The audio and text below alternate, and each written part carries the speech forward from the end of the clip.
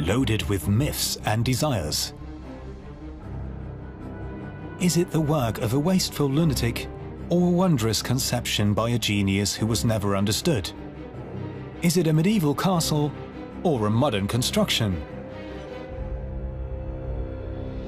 A castle inextricably linked to the tragic fate of the Bavarian king Ludwig II.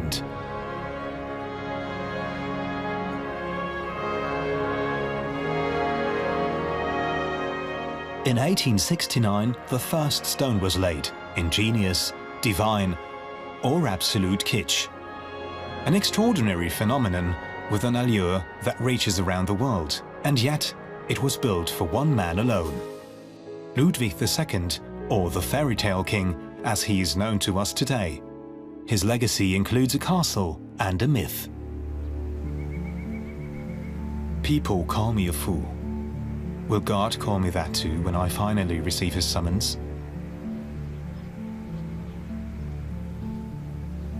The man who built it never had the pleasure of living in his finished palace. The king died before it was completed, and the circumstances surrounding his death remain unclear to this day. And so, his story has become legend, and his legacy outshines everything else. The stories of Neuschwanstein Castle and the man who built it, Ludwig II, are so closely entwined with each other as to make them almost unique in the history of culture. It all began here in Hohenschwangau. Ludwig's father, King Maximilian II, rebuilt a late medieval castle here, turning it into a comfortable home. The family often spent the summer months here. Today, the castle is still owned by the House of Wittelsbach. Prince Ludwig of Bavaria may become the head of the family one day. Just like his famous relative, he also spent several childhood summers here. Hohenschwangau Castle is a marvellous place for children, with all its nooks and crannies, and also the fountains, which you're not supposed to jump into, but that's a different story. Yes, it's a really fun place to spend time as a child. Time seems to stand still here. Nothing has changed. What must the childhood of our fairy tale king have been like? I believe those outings in the mountains left a lasting impression on him. When you can just jump in a lake or run around in the woods, I can imagine that had a lasting impact on him. And it explains why he was so fond of this place later in life. Much to his father's regret, Ludwig, the firstborn son, was not interested in politics in the least. Instead, with his younger brother Otto, he preferred to explore the area around the Alpsee and Schwansee lakes and Hohenschwangau.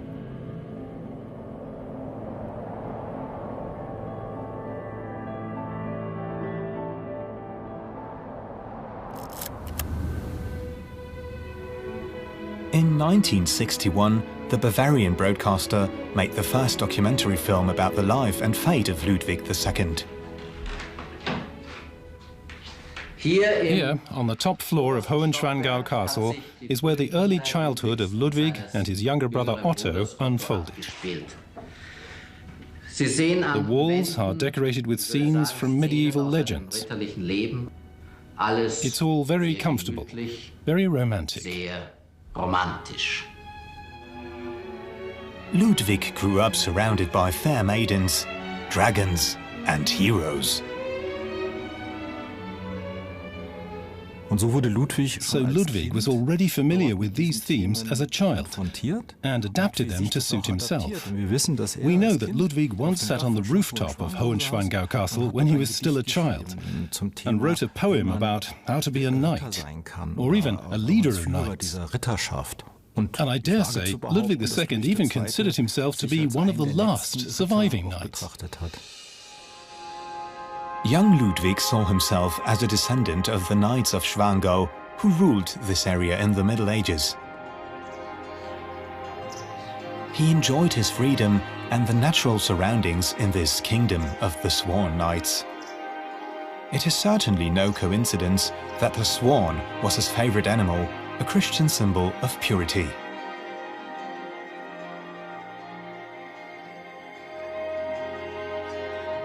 Somewhere above the Neuschwanstein castle, you can find all castle ruins that fired the imagination of the future monarch. It's likely that he stood at exactly this spot and looked up, dreaming about the possibility that this might really be the place where the famous Swan Knights lived, and dreaming of recreating it. It's not difficult to imagine a child dreaming of that. The idea of building a castle of his own was a childhood dream. Ludwig's relationship with his father was a distant one. Ludwig felt he was treated with condescension.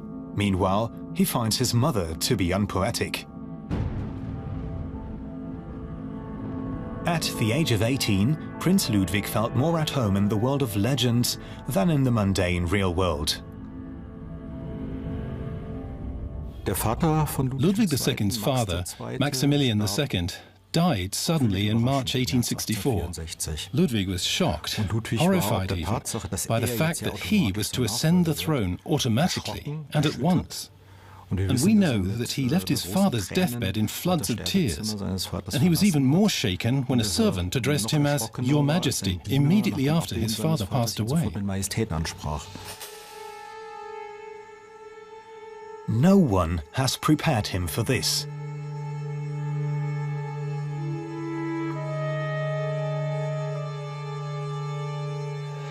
Three days after the funeral, he wrote about his sudden accession in his diary.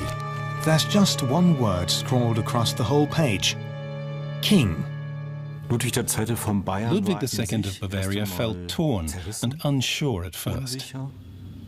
He was someone who lacked stability, a man who was utterly unsuitable for his job as the king, the representative of the Bavarian state.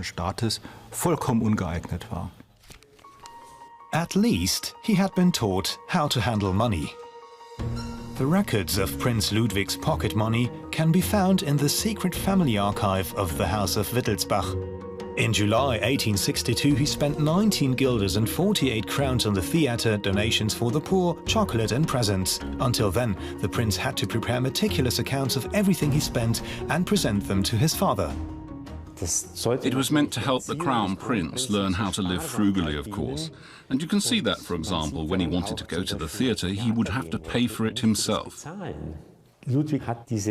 His father's lessons on what Ludwig considered to be excessive frugality had such an impact on him that he decreed after his father's death, upon his coronation, "I want no more of this unnecessary miserliness." Unfortunately, he did not understand that even a king's resources are not endless. His father's lessons were not learned by His Majesty. One of his first official acts was to invite the highly indebted composer Richard Wagner to Munich and to finance him unconditionally. He encountered Wagner's musical dramas based on themes that were very much inspired by the medieval fairy tale world and became an ardent fan of that music. And so the maestro, as he called the composer out of respect, became one of the first people to learn of Ludwig II's somewhat unusual plan in the Allgäu area. He wrote, "I intend to build a new castle above the old castle ruins in Hohenschwangau by the Perlat Gorge, in the true style of the castles built for ancient German knights."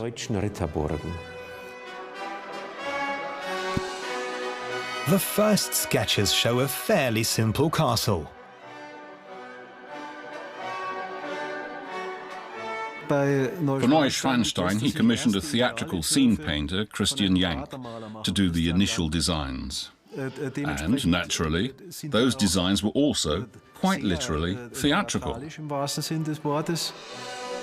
The design fuses elements from medieval Germany, Moorish Spain and the mythical world of Richard Wagner's works.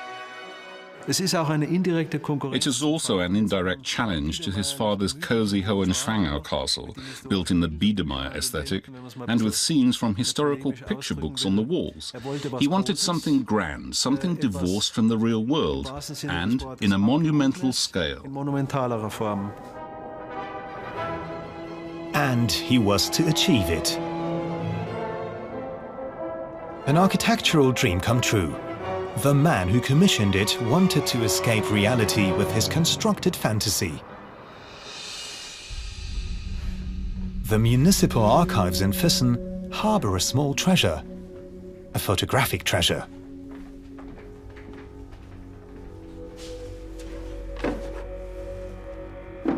These photos have languished in a drawer for 150 years.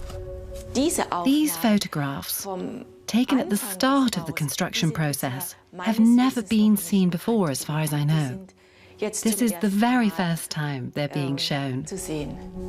They were found in someone's estate after they died and given to the archive. The photographer was Ludwig Schradler, born in Füssen in 1830. He was the first person to document Neuschwanstein Castle.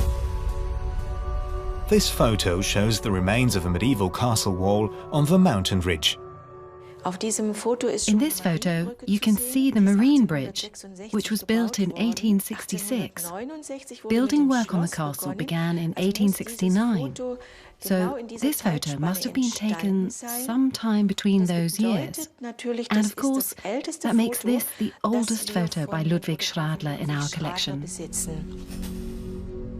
He diligently recorded all construction phases, even those that weren't particularly impressive. Local historian Magnus Persson from Füssen has a very special relationship with Neuschwanstein.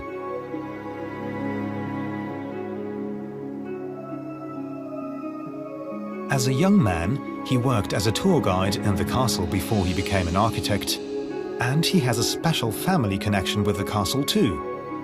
My great-grandfather actually worked on the Neuschwanstein Castle building site, and my grandfather would sometimes take him his lunch at the castle. And I think it was because he thought he might catch a glimpse of the king there. People were curious about the king. He was not exactly shy, but he rarely made public appearances. And when you were up at the construction site, you might expect to see him sometimes. In the capital city Munich, people were skeptical about the monarch's zeal for building a castle, in stark contrast to attitudes here in Allgäu. In fact, no one criticized the construction of Neuschwanstein. Due to its high altitude, this region is not very fertile, so people didn't live a life of affluence here. And a giant construction like Neuschwanstein fed approximately a third of the population in Füssen.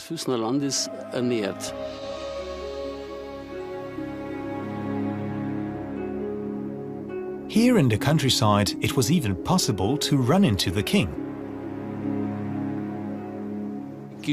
There are some stories, like the one of him meeting a young cowherd who asked him the time. The boy had no clue who the stranger was. Then he said, "Why do you need to know what time it is?" And the boy replied precociously, "Well, I have to take my cows for milking and I don't know when." Then he told the boy the time and even asked for the name of the farm. 2 days later, a king's servant rode up on a horse and handed the boy a fob watch on a chain, so he could see the time himself and know when he should take the cows in. And there are a whole lot of stories at this personal level, painting a very different picture of the king than how he is depicted in Munich. There, he was known as a spendthrift and a maverick, but here in southern Bavaria, his subjects admired him as a monarch with a personal touch.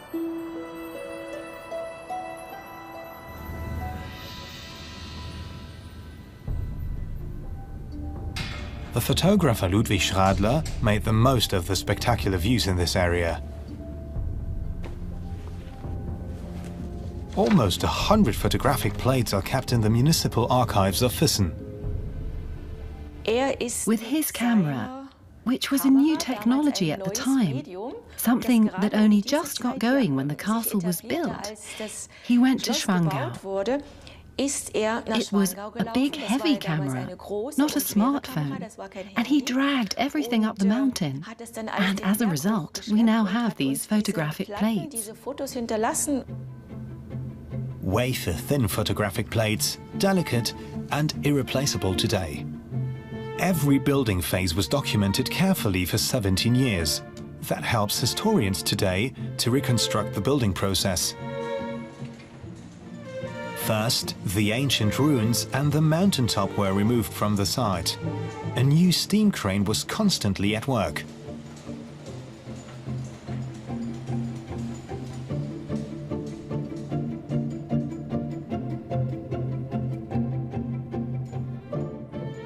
Ludwig II was not just a dreamer, he was a visionary too. He had the will, the imagination, and of course the power and the resources to make this dream come true. Any bold architect would relish working with a man like him. I would have liked it myself. The blueprint for a mega-sized project. Ludwig was impatient and fastidious, and he wanted the building to progress as quickly as possible. When anything didn't go the way he wanted, he would be extremely displeased, and those responsible would fall into the greatest disgrace. From the top of the tower to the cellar floor, everything was the work of Ludwig II. He dedicated himself to every tiny detail. He maintained regular correspondence with the Royal Superintendent of Construction and the architects. He always inspected the plans personally, so he could decide what was to be done or what needed to be changed. In matters of state government, Ludwig mostly had to bow to his ministers and accept their advice. It was a kingdom where he was really just a figurehead with very little say. But when it came to his building projects, he was an absolute ruler. Ludwig II was a client none of us would have liked to work for because he was constantly scrapping plans after suddenly deciding rooms should be different. Newly built walls might have to be torn down straight away. Most people are surprised to learn that the castle is built of bricks,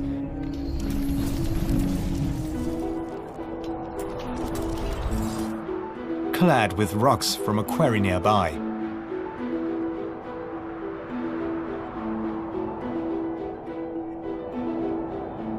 The cliff face and the walls are made up of the same materials. It is a very sophisticated construction, built from materials that come from the local area, and so it completely organically blends in with its surroundings.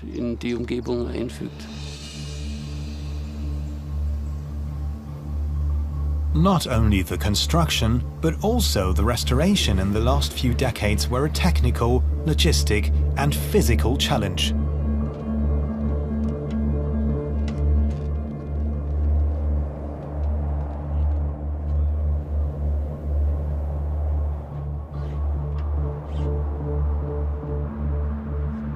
The king was always impatient too. The work up there couldn't progress fast enough for him. It's understandable.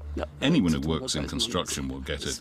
You always want to see progress and it's always too slow. It was a challenge for everyone involved, including the local people at the time. A chronicle written by the village teacher back then, whose name was left, is still preserved in the Schwangau archive to this day. The man recorded the ups and downs of the construction every day from its start. In 1875 he wrote, On the 23rd of April at 6 o'clock in the morning, Mr. Herold, the foreman at the King's Castle, who works in Neuschwanstein, took his own life with a bullet through his heart. He had suffered a mental breakdown and is buried in Weitenhofen. The foreman Heinrich Herold had laid the foundation stone of the castle on the 5th of September 1869. Some people saw this as the curse of Neuschwanstein. The giant project on the mountain pushed those in charge to their limits. The construction was an escape from reality for Ludwig. Ever since Germany had a Kaiser, the Bavarian king had felt himself to be superfluous. but he still had his world of fantasy. We all like to dream. We all have ideas. But to also have the courage to make them come true, and in his case, to fight against all odds for them, that shows he was plucky, and that's what I really appreciate about him. Ludwig made his dream come true.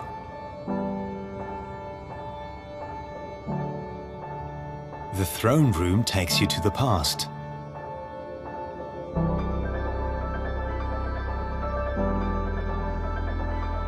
To the noble knights, the heroic battles, the hallowed kings, and everything under the watchful eye of divine guidance. The king rules by the grace of God. We are now in the throne room, which was sort of religious for Ludwig II. It is a space dedicated to kingship. And well-read as he was, he designed everything himself. This throne room became the symbol of the introverted monarch. No audiences were given here, no court was held, and there is not even a throne in this room. The combination of splendor and solitude is particularly stark in this space. In Neuschwanstein, not everything is how it seems at first sight. When you step into the throne room, you might think the columns are made of porphyry, but it's actually stucco marble that was itself stuck onto cast iron columns. That was necessary for practical reasons in construction. Everything is for show. Neuschwanstein is the perfect symbiosis of the latest technology and medieval aesthetics. The king's wishes challenged the creativity of the architects.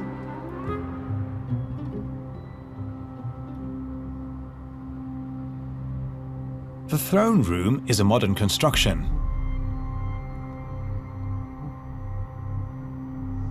A masterpiece of engineering. The head of administration at the castle, Johann Hensel, is giving us a peek behind the curtains of the mock Middle Ages, the roof construction of Neuschwanstein Castle.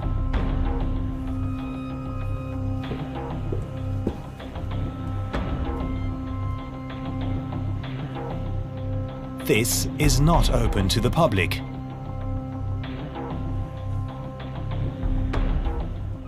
We are now above the throne room. This is the dome, self-supporting construction. This technique was innovative at the time, building with iron, with these large iron girders that we also see downstairs in the throne room. It was revolutionary at that time. The modern construction of iron T-beams can be seen beneath the throne room.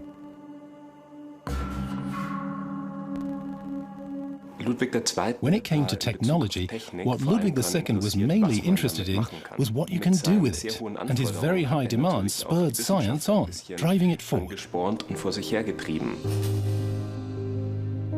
As a technology fan, the king was in touch with the latest innovations in construction.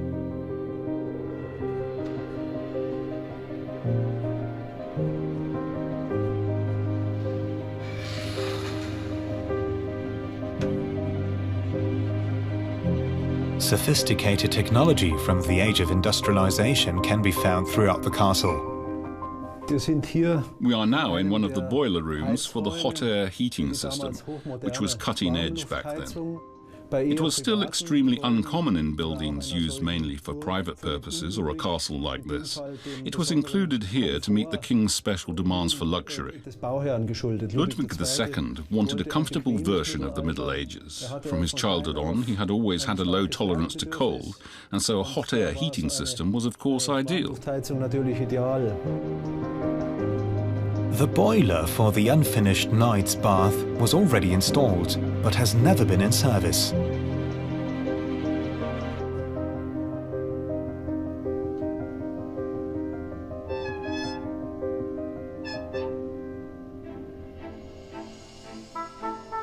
everything was of the finest quality for the king. Water closet, battery-operated bells, hot air heating, and the brand new piece in the collection, a telephone. The entire construction tailor-made for one man alone. Now, is that ingenious or simply crazy? We think of a madman as someone who has no idea what he's doing. And Ludwig II knew what he was doing all the way. Living in a world of his own, closed off from anyone, is a different story. Ludwig II had created a world for himself that had a logic of its own, that was coherent in itself. But that world was not meant to be open to others. The price is loneliness.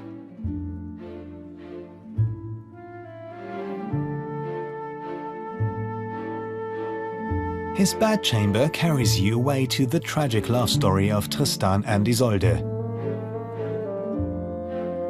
His wash basin reminds of a baptismal font. The cup for his toothbrush resembles a communion chalice. His bed is as imposing as the choir stalls in a Gothic church. When you walk around Neuschwanstein, you realize very quickly that it wasn't built for practical purposes. There are no guest rooms. You notice straight away that this is a fantasy made real. It's more like walking through a film set. You realize straight away you're not in a house, you're in a dream.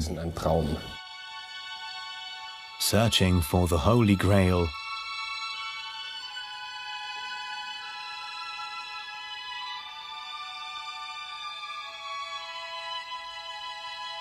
Alongside the Swan Knight.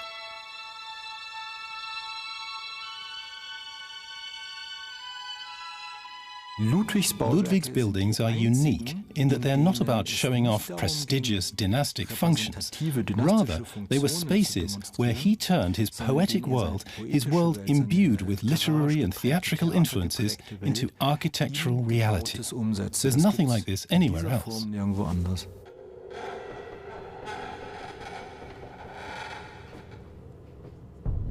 A stalactite grotto in the middle of the castle belongs in that world too.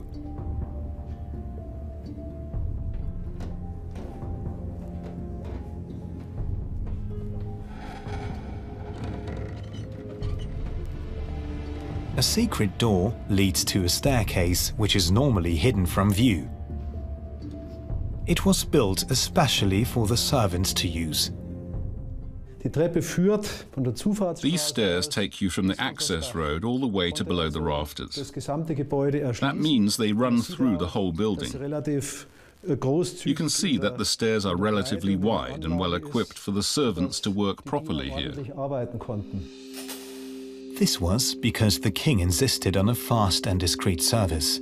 The monarch's behavior was starting to become increasingly odd. He withdrew it into himself, sleeping during the day and staying awake through the night. It is said that one of the servants had to wear a mask because Ludwig didn't like the look of his face. The entire castle is laced with staircases big and small, riddled with hidden doors.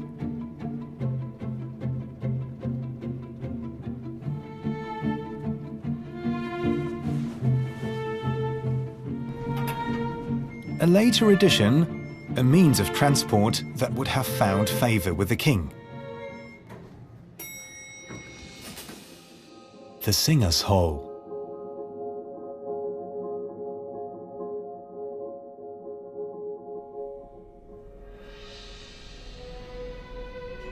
This is the first extensive restoration work since it was built. Experts in wood, stone and paintings have been at work throughout the castle for some years now.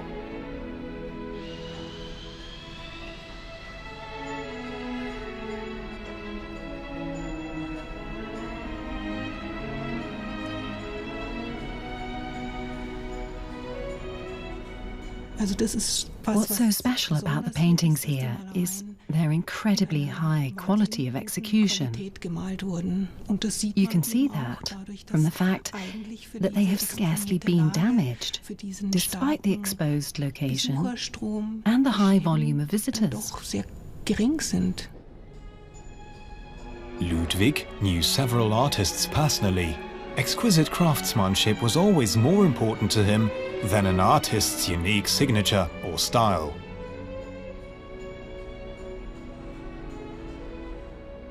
It was only for a total of about 200 days that he really lived in the castle, in a period when the artists were still working up there. And he would show up now and then.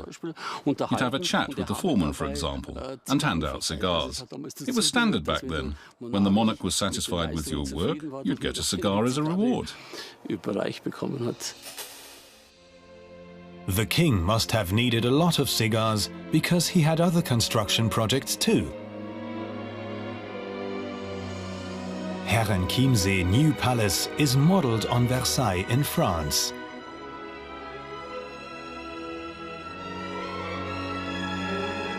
Linderhof Palace in the mountains near Ettal is built in the style of a French summer residence. Neuschwanstein Castle is his homage to the German Middle Ages and the world of Germanic legend. Expensive dreams of the king who loved to build. A rumour that will probably never die is that Ludwig II bankrupted the state treasury by building Neuschwanstein. That is completely wrong. By law, he received a sum of money annually, which he used to pay for the court, the maintenance of other castles, Würzburg, Nymphenburg, and many others. The staff had to be paid, the court theatre had to be paid for, and at the very bottom of the list, whatever was left, he used that for his own building projects. Ludwig's debts were private. From 1871 onwards, he received a yearly sum of 300,000 marks from the Minister-President of Prussia Bismarck from the so-called slush fund. It was a little thank you gift for handing over the title of Kaiser to William of Prussia. What's incorrect is that it was a bribe. I prefer to call it a gift. When he'd already given up some of his sovereignty, when he'd already had to accept this great personal restriction of his powers, then he could well be given a little financial benefit. And yet, even with this financial allowance from the north, the king was still very short of money. His ministers asked him to limit his building projects. And Ludwig said, and also wrote clearly, I can't. Building is my greatest joy in life. That's how he put it. Undeterred, he continued to order chandeliers with exquisite nickel plating, furniture and sculptures. The bills show his obsession with details. Neuschwanstein cost approximately 6 million marks, the equivalent of about 42 million euros today. And he had also taken loans from foreign banks, which was a grave mistake. Those foreign banks were not obliged to be loyal subjects to him, and so they insistently pressed their claims for payment. That means they even threatened to seize his properties.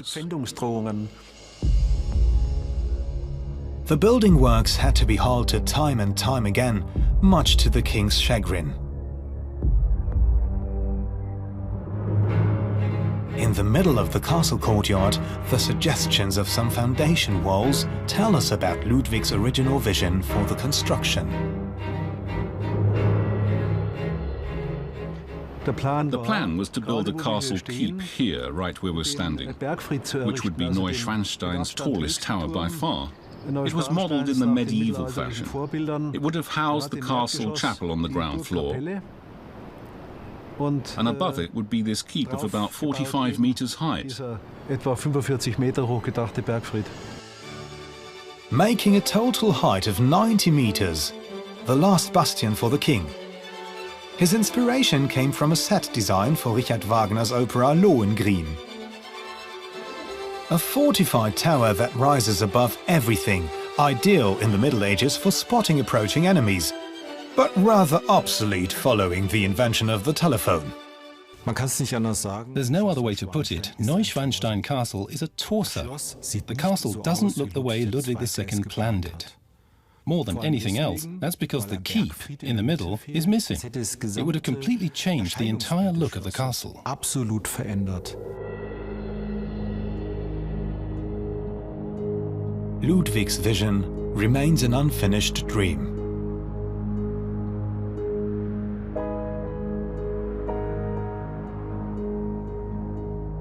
By this time, the first suits had begun to be filed against him by craftsmen for non-payment. And then, in 1885, it finally became clear to the ministers that something had to be done about the situation. His Majesty simply refused to take their advice. Mundane problems were of no concern to him. For Ludwig, any economy was nothing but miserliness. The claims for payment were overwhelming. The king was bankrupt. Painters, bricklayers, gilders no longer received their money. The debts soon totaled 100 million euros in today's currency. Thus, he'd maneuvered himself into a very difficult position, personally, because a king in debt is also a problem for the state. A monarch is supposed to hold office for life, unless he's certified as insane. Views on Ludwig II's state of mental health still differ greatly to this day. He was certainly very unusual. You can certainly say he was eccentric. And in his later years, he did suffer from, let's say, mental abnormalities. A more recent theory speculates that he might even have had a neurological disorder, some early signs of dementia.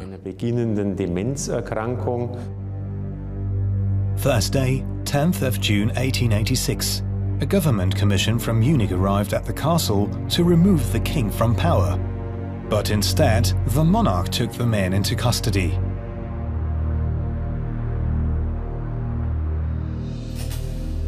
Finally, 2 days later, Ludwig II accepted his fate. Countless films tell the story of the last days of the king, including this one, starring the legendary Bavarian actor Walter Siedelmeier. The bedchamber. This is where the actual act of state took place. The second commission came with Dr. von Gudden.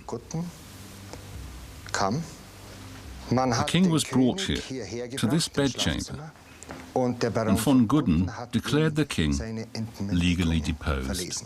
Your Majesty, this is the unhappiest duty I've ever had to perform. You're hereby deposed for reasons of a mental illness. And now I ask you to follow me. We're taking you to the Berg Castle on Lake Starnberg. And Ludwig then said, But you haven't seen me for 12 years. How can you declare that I am mentally ill? You are destroying a man's life. Shame on you.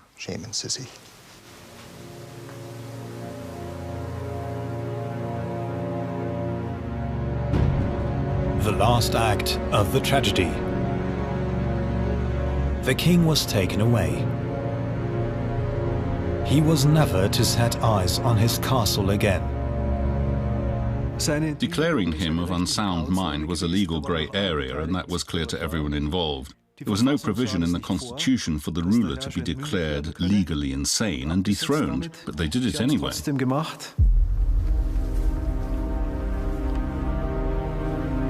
Ludwig was placed under house arrest on Lake Starnberg.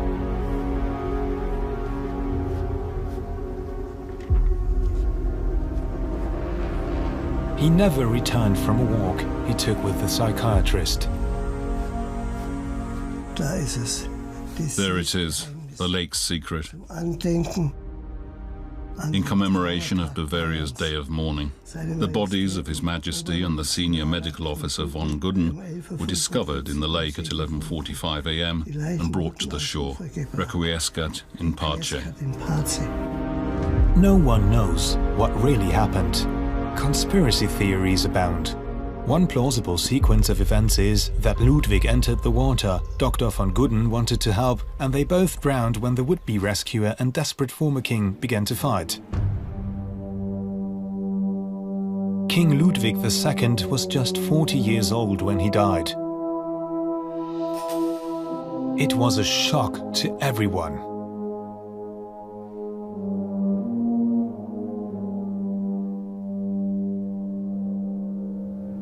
Was it an accident, suicide, or murder? A myth was born because any attempt to explain is based on a different theory. There, across the Alpsee, he used to swim quite often, and it's 4 kilometers long. The king was a very, very good swimmer. Curious that he drowned. Curious.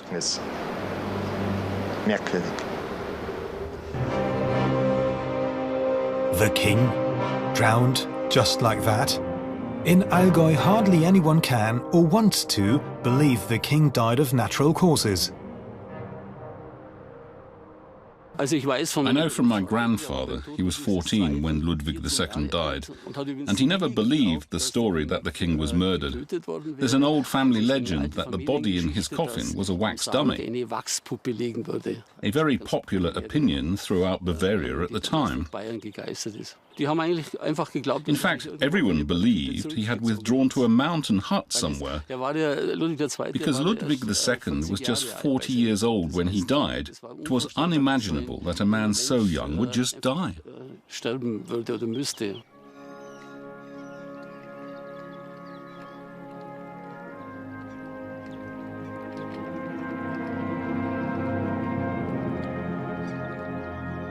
Even ancient legends are conjured up to help people come to terms with the pain of losing Ludwig. There's a story. Its origin is related to the whole mystery of the Holy Grail. According to legend, when a person without sin enters the water on Whit Sunday, they will be reborn as a swan.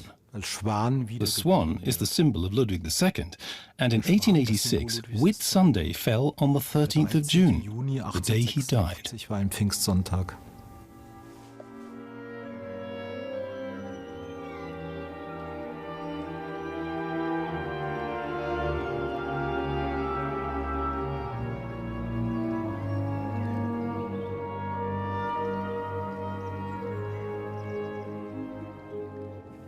Going into the lake was an escape for Ludwig II, an escape from an unbearable situation.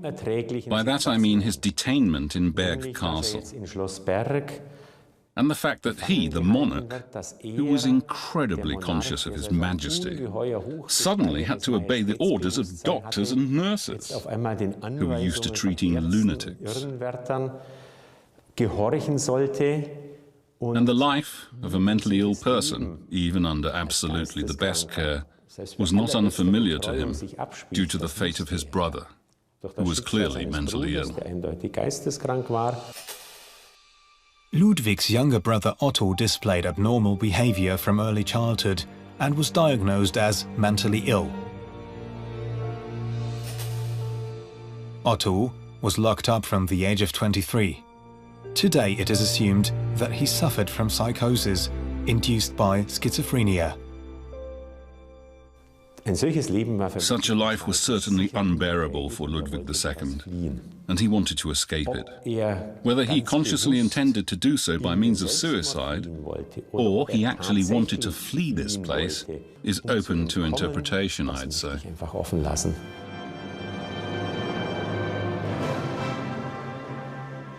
He leaves behind a puzzle and a dream that's memorialized in bricks and mortar.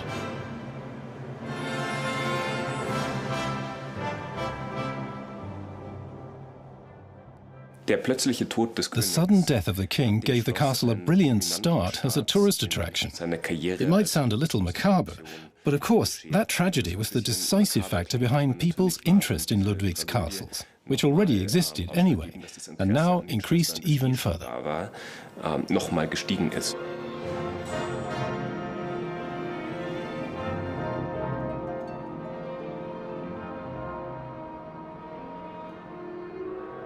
6 weeks after his death, the gates opened for visitors.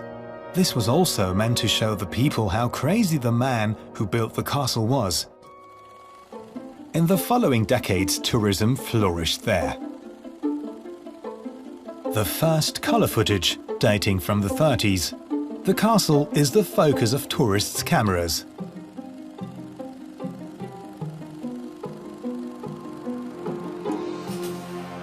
Also, Adolf Hitler visited Neuschwanstein Castle in early 1933 on the 50th anniversary of Richard Wagner's death. Quite by chance, Ludwig II had something in common with Hitler, a great admiration for Wagner. This naturally led to Hitler's own interest in this castle. But Hitler wanted to be the greatest master builder of all times himself, rather than standing in the king's shadow, and so he has only visited the castle once. Neuschwanstein was in fact a problem for the Nazis because of the man who commissioned it. Because a mad king, as Ludwig II was still known in the 30s and 40s, with his not-so-great reputation due to his homoeroticism, etc., didn't exactly fit in with the Nazis' ideology. But something they did realize before the end of the Second World War is Neuschwanstein's remote location, which means it was safe from the air raids. No one was living there, and the castle offers a lot of space.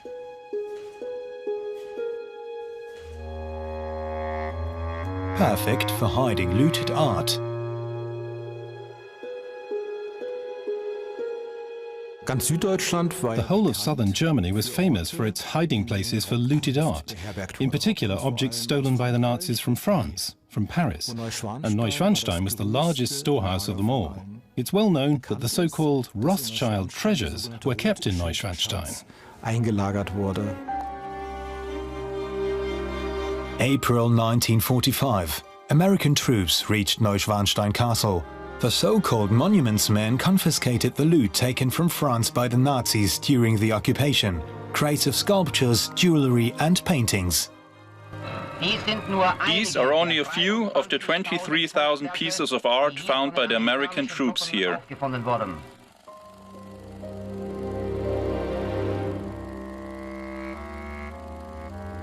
600 crates of irreplaceable works were sent back to Paris alone. We can consider ourselves lucky that this castle wasn't misused by the Nazis for ideological purposes, which was why, after the end of the Nazi dictatorship and the Second World War, Neuschwanstein was able to present itself as an untouched treasure, and that gave a boost to tourism.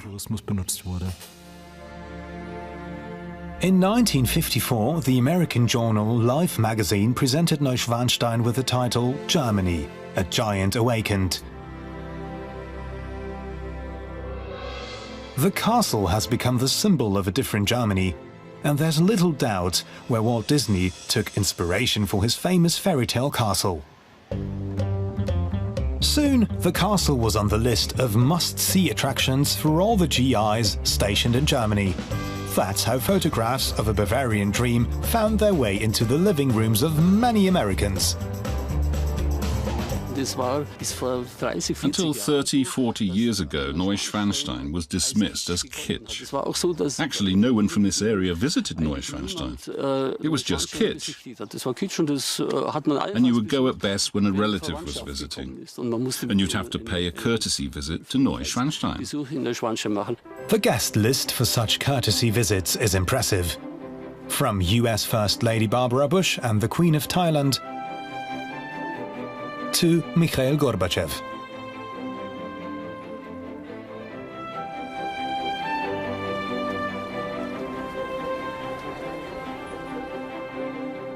The castle has many fans, including some extraordinary ones.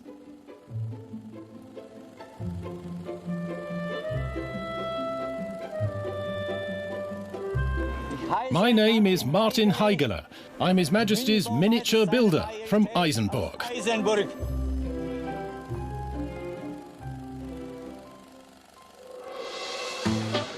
Word spread quickly. Neuschwanstein is culture, art and a little nuts. The volume of visitors soon exceeds 1 million per year. People flocked to see it. The king attracts people. And they have always liked mysteries, and Ludwig's story leaves a lot unexplained. There's simply so much about him. I'd like to say that he's shrouded in legend, and that makes him interesting, and of course very interesting as a figure in pop culture. Every year, 1.5 million visitors from all around the world come here to be enchanted by this magic.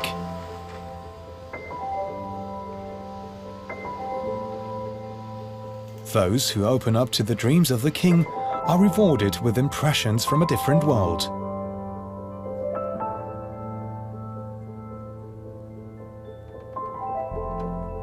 An inspiration for visitors and the staff at the castle to dream themselves.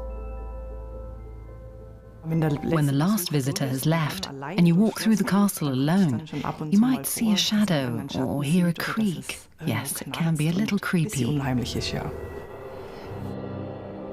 To this day, the castle remains the epitome of the fantasy fairy tale castle for people all over the world.